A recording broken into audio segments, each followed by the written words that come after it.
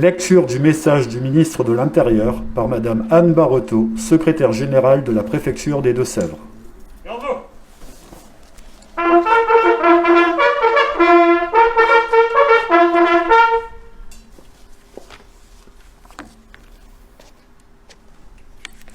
Sapeurs-pompiers volontaires, professionnels et militaires, sapeurs sauveteurs de la sécurité civile, membres des services de santé, bénévoles des associations agréées, personnel des moyens nationaux, pilotes, mécaniciens, démineurs, mais aussi personnel des établissements de soutien. En commémorant la Sainte Barbe, vous nous invitez à partager des valeurs. Le dévouement dans l'action qui donne tout son sens à votre engagement et le courage dans l'accomplissement de la mission, quel qu'en soit le risque, quand il s'agit de la protection de la vie des autres.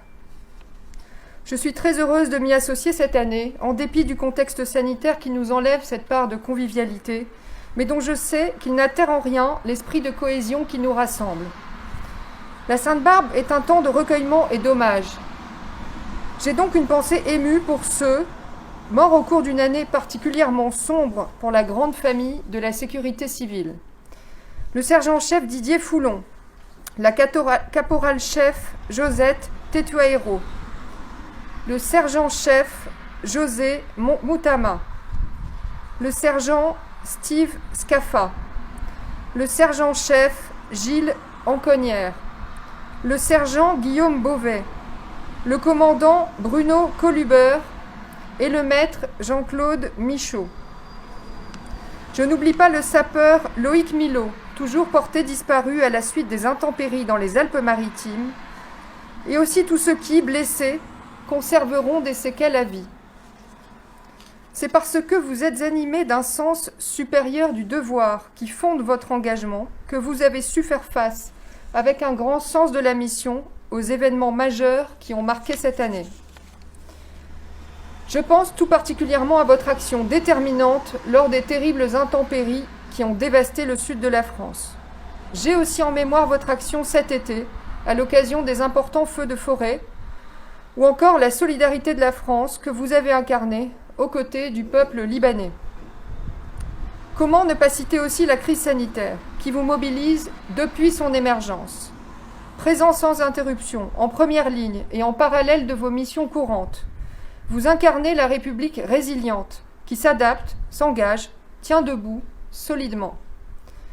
C'est la force de notre modèle de sécurité civile, un modèle unique que l'on doit préserver, défendre et faire évoluer. Tournée vers l'avenir, la sécurité civile doit continuer de se projeter dans des réformes qui se concrétisent et dont je veux qu'elles se traduisent rapidement par des améliorations notables et tangibles des conditions d'exercice de votre engagement. Améliorer vos conditions d'intervention par une meilleure formation, une pression opérationnelle réduite, une doctrine adaptée et des moyens modernes.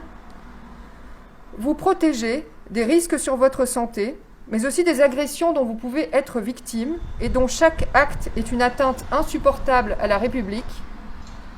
Conforter notre modèle français du volontariat, atout inestimable de notre organisation du secours aux populations.